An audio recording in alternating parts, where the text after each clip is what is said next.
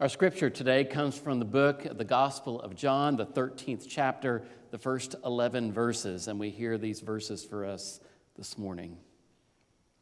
Now, before the festival of the Passover, Jesus knew that his hour had come to depart from this world and go to the Creator. Having loved his own who were in the world, he loved them to the end. The devil had already put it into his heart of Judas, son of Simon Iscariot, to betray him. And during supper, Jesus, knowing that the Creator had given all things into his hands, and that he had come from God and was going to God, got up from the table, took off his outer robe, and tied a towel around himself. And he poured water into a basin and began to wash the disciples' feet and wipe them with the towel that was tied around him. He came to Simon Peter and said to him, "Lord, are you going to wash my feet?" And Jesus answered, "You do not know what I am doing, but later you will understand." Peter said to him, "You will never wash my feet." And Jesus answered, "Unless I wash you, you have no share with me." Simon Peter said to him, "Lord, not my feet, but also my hands and my head." And Jesus said to him, "One who has bathed does not need to wash except for the feet, but is entirely clean. And you are clean, though not all of you. And for this reason, who was to betray him? And for this reason, he said, not all of you are clean." May we share a word of prayer together. Gracious God, may the words of my mouth and meditations of all our hearts, you are our strength and our Redeemer. Amen. Brené Brown, who has written several books, says that vulnerability is life's great dare. What an interesting way to think of that word. Vulnerability is life's great dare. If we were to look at the actual word vulnerability and its origins, it has a Latin origin, comes from the word vulnus, which actually means wound. The actual origin of the word vulnerability means to be wounded or susceptible to wounds. Oftentimes, vulnerability is looked upon as a word that's negative in orientation. It's not one to be one that's vulnerable to pain or vulnerable to these things. We kind of look at it as a word that's weak in our society. But one of the professors I had, who is a counselor and professor of pastoral care, defined the word intimacy for us. It's if we want to really be intimate with another person, if we really want to experience true intimacy in our life, he said the one key word we need for intimacy is vulnerability. A willingness to be open with ourselves, with other people. It's one of the most challenging things that we're asked to do as human beings, is being able to trust another person with my life. The hard parts of my life, the difficult parts of my life, the wounded parts of my life, and allow someone into that space. Whether we know it or not, we all walk around with masks over our faces. You may not see them, but they're there. They're masks that protect us from other people hurting us. We have masks that kind of let people in so far. We'll let them see us, but we won't let the mask come off and let them really see us. We only allow a few people into those spaces of truly being vulnerable with another person. Now, the caveat is, if you think about the spectrum of vulnerability, is that if we allow ourselves to be more vulnerable with another person, we allow ourselves greater intimacy with that person. And at the same time, we allow ourselves to be more intimate and vulnerable with another person, we allow ourselves just as much to be hurt by that person because we've exposed ourselves to someone else. And so there's that risk. And I think Brené Brown calls it life's greatest dare, because if we don't risk vulnerability with another person, we miss out on that true intimacy. And if we risk full vulnerability with someone else, we have opportunity with ourselves fully exposed for them to use that information that can somehow hurt us in the long run. It's one of the challenges of human relationships. I was really proud of Hannah this morning, answering some questions and not knowing that she was going to be asked questions at all today, to know that sometimes when she's been hurt, she is sad. And that one of her reactions to that is just to breathe. I mean, that's about as human as it gets. I mean, we went from favorite color to breathing when she's sad in just a matter of 5 questions. Hannah was willing with me in that space to take a risk of vulnerability that many of us won't take those risks and answer some of those questions. Now, the series of Ted Lasso that I've been preaching on for several weeks, one of the things I shared early on about this particular series that I love is the depth of characters that we get within this series. Now, one of the characters that is the gruff character is Roy Kent. He is the football player, eventually becomes coach, and there's kind of a manliness about Roy Kent. He doesn't want to let anybody in. He kind of protects. Talk about a mask. His mask is maybe 2 or 3 masks. I mean, he's really protected himself. He's not going to let anyone into his world. And anyone that gets close, he uses expletives and gruffness to kind of push them away because he doesn't want to risk being hurt at all. And people have a hard time reading him, figuring him out, and understanding him. But we know as the series goes on that Roy has this deep heart for people. This is people don't see it. And the person that best brings out the best of Roy is not one of the other players, not one of the coaches, not even Ted Lasso. The person that best brings out Roy's best side is his niece, Phoebe. Now, on the cover of the bulletin, you have a picture. If you've not seen that series, there's a picture there of Roy and Phoebe having a conversation. And Roy has this ability to open up, and Phoebe asks usually probing questions. And it's in that relationship between Roy and his niece, Phoebe, that Roy begins to open up a little bit. Of all the characters in the film, it's his niece that he's willing most to trust and be vulnerable with, even above his players, his coach, at one point his fellow coaches, and even Keeley, who he dates in the series. He's more willing to be vulnerable with Phoebe than anybody else in there. Talk about a person that's guarded and protected.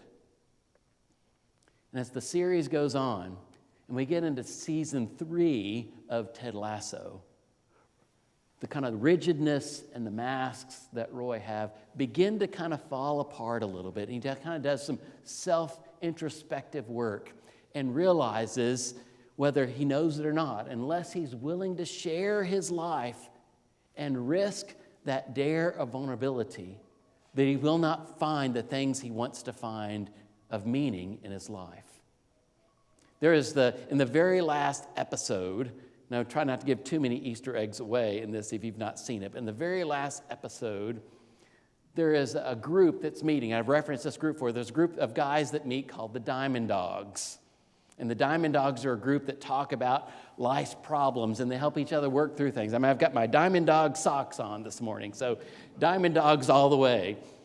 Is that we need a sense of trusted people to kind of work through some of the most challenging things in our life. And Roy refused to be a part of the Diamond Dogs. He just thought that was silly. And partly because he refused to let himself be vulnerable with someone else, let alone an equal within the same space. On the very last episode, when Roy is trying to really grind in his mind who he wants to be and wrestling with those own identity, in the very last episode, he asked the guys in the locker room, in the office of the locker room, I want to be a Diamond Dog. The very last episode of season 3, Roy finally cracks open his spirit and says, I'm willing to share. And in the final minute or two of season 3, in the very last episode, there's a series of all these little windows of all the different characters and things of how things kind of wrap up with the characters. And one of the very last scenes we see of Roy Kent is he walks into Sharon Fieldstone's office, the therapist, for our first session with her. He's finally willing to address the stuff that's inside him that prevents him from being open to others. He's opened up to Phoebe, but in the end, he's willing to become a diamond dog. He's willing to visit the local team's therapist to begin to address the very things he needs to address to become the person, the authentic person he knows that he can become. And then there's the character Colin. Colin is one of the players on the team. And as the series of Ted Lasso begins, Colin is just kind of almost like an extra. He's barely gets to play, and he's on the sidelines a lot. And many of the other players pick on him and make fun of him in various ways. And as season 1 rolls along, at some point along the way, we learn that Colin is gay in the story. And his goal is to keep that as secret as possible to everyone around him. His players, his coaches, anyone in his life, he wants to prevent that identity from being known to anyone else. It's a real struggle for him of who he wants to be, but who he's afraid to tell about who he really is with someone else. It's one of the great dangers when there is a sense of a marginalized notion of who you are, and will something bad happen to me if I share my true self with someone else. In season 3, there is an episode called the Amsterdam episode when just everything kind of breaks open. And at one point, Trent Krim, who is a reporter that has become a special assignment of writing about the team in this last season of the episodes, Trent Krim observes Colin kissing another man. And my first thought was, when Trent Krim gets this information, this is bad news for Colin. The reporter witnesses Colin kissing someone. A few episodes later, we get to the Amsterdam episode. Trent Krim decides to follow Colin and eventually discloses to Colin that he's aware of his identity. He says, but I don't want you to be caught off guard. I'm not going to write about this. I just want you to know I'm present for you. I'm here for you. And Colin almost begins to kind of let his shield come down a little bit. And he's willing to tell Trent Krim at that point, but is not willing to share that with anyone else in the story. And then at some point, there's an episode in which some photos come up about another character. And the team is asked to erase all their photos that might be incriminating photos or photos that could be used in a bad way due to social media. And his good friend Isaac picks up his phone and sees a picture on Colin's phone that would identify him as a gay individual. And at that point, Colin must begin to realize and struggle with his other people now know, what will people think of me? Colin eventually begins to disclose to the team that he is gay and scared to death about what the response will be. But he gets nothing but love from the locker room, from his players, from his coaches, and we are 100% behind you. He has to work on his relationship with Isaac, who had been a good friend, who he had not told. And Isaac struggled, saying, why didn't you tell me? I'm your best friend. Well, I was worried about what you'd think. And they had to kind of work through and have a difficult conversation to be at a better place. But the very game that he identified himself as gay to his friends, his players, and his coaches, it's that very game that he had the best soccer game that he had of all the seasons. He had goals and assists. He had the best result of any, because all of a sudden he was no longer in hiding. He was just himself with the people he cared about, and that's all he wanted. His greatest wish was that he could be his true self out in public.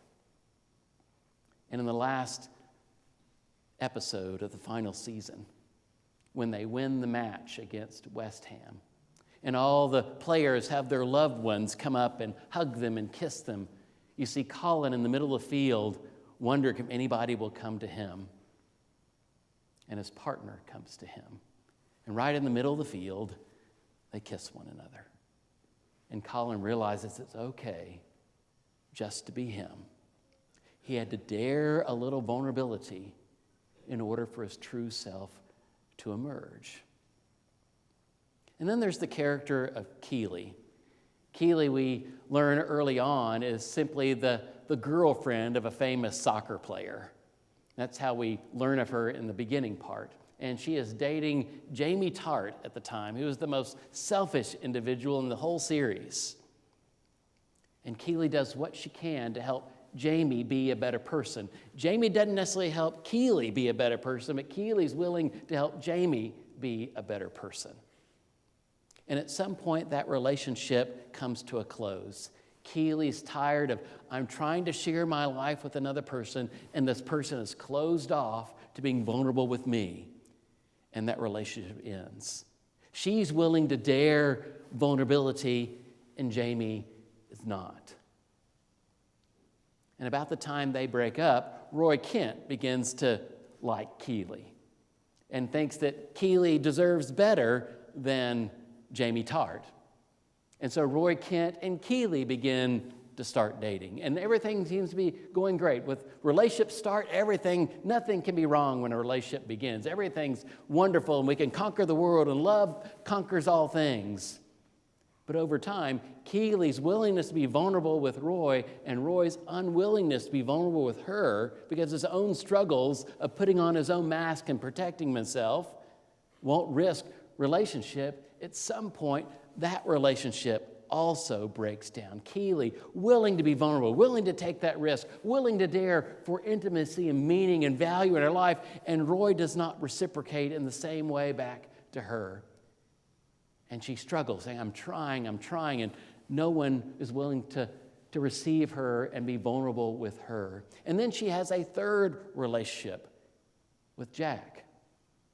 And it also starts out really good at the beginning and also ends as horribly as bad because of Jack's unwillingness to be vulnerable with her. When one person is willing to be a certain level of vulnerability and the other person is not, there seems to be a disconnect. It's when two people are willing to be vulnerable with one another that we find the true essence of ourselves and what relationships can mean to us. I think Keely, better than any other character, even over Ted Lasso himself, Keely is the best example of a person willing to dare and risk true vulnerability, searching for that person that's willing to reciprocate in the same kind of vulnerability she's willing to offer to someone else. The disciples were gathered around the table, and Jesus was with them. And Jesus knew when he got to the table that one of the disciples had betrayed him. He had it in his mind that one of the disciples would deny him more than once after that night.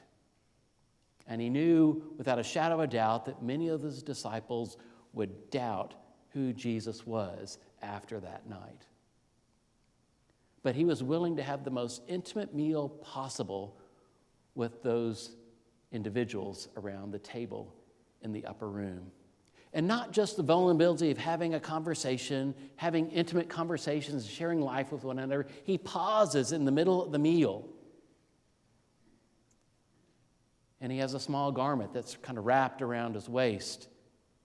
And he goes to the entrance of the room where there had been a basin of water where you're supposed to wash feet before you walk into a room.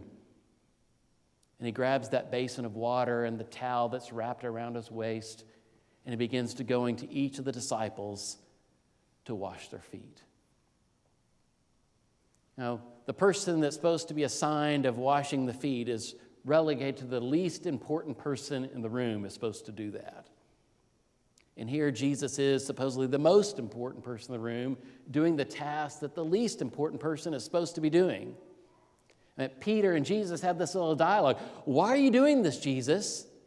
You shouldn't be doing this at all.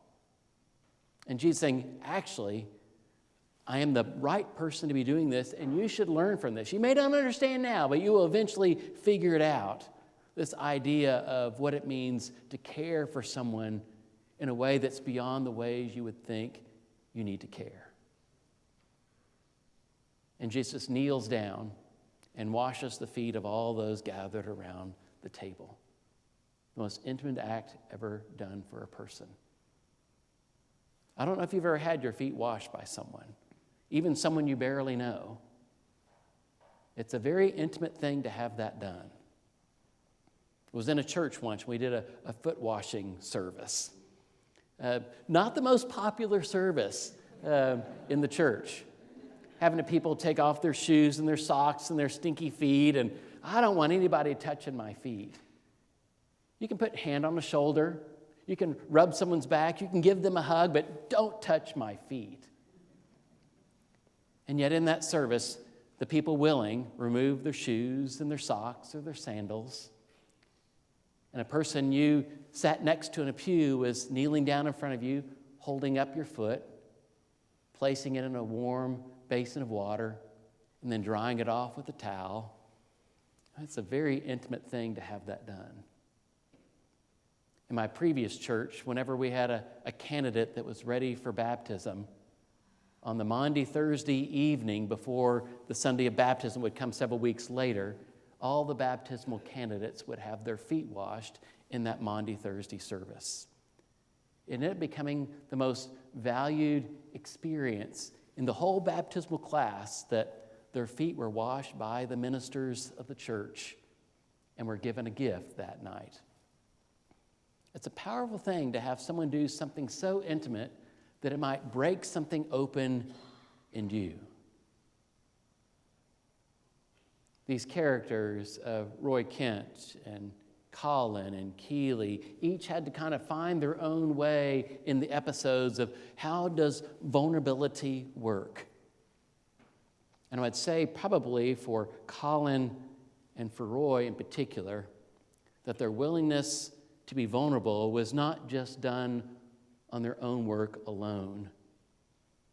The work that Ted Lasso had begun to do with the very first time he arrived there to be their coach, he began creating a culture of connectivity and community, banding together, saying, we are a team when we are a team together. We are not a team of individuals. We are a team, a collective unit, moving in the same direction with one another.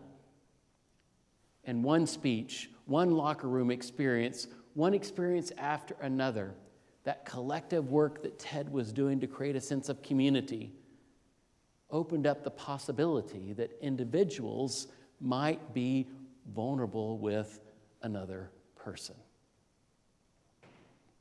We would hope it would happen in the church. We would hope that a church could be a safe place. How many times I've heard stories of those that have been hurt and damaged and scarred and beaten up in church life because they didn't do something a certain way, they did something the church didn't like, something happened and they got hurt. Anytime someone gets hurt, they put another mask over their face. Well, I'm just not willing to risk that much if that's what church is all about.